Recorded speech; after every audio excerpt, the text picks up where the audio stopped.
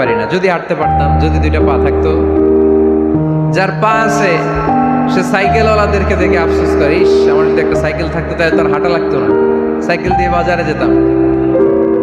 যার সাইকেল আছে সে আবার হুন্ডাওয়ালাদেরকে দেখে আফসোস করে, ইস একটা হুন্ডা যদি থাকতো তাহলে তো ভো ভো করা যাইতো না। হুন্ডাওয়ালারও আফসোস আছে প্রাইভেট কারওয়ালাদের দেখে, তারা আফসোস করে, ইস আমার যদি একটা কার থাকতো তাহলে তো কার চালাইতে পারতাম।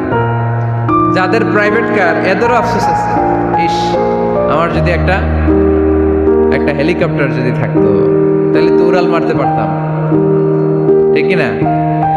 হেলিকপ্টারওয়ালাদেরও আফসোস আছে, আমার যদি একটা জেট প্লেন থাকতো, jet plane, private jet plane, ও প্রিন্স ওয়ালিদ বিন তালালের মতো 70% মেড অফ গোল্ড, তার একটা জেট প্লেন আছে, এটার 70% স্বর্ণ দিয়ে বানানো।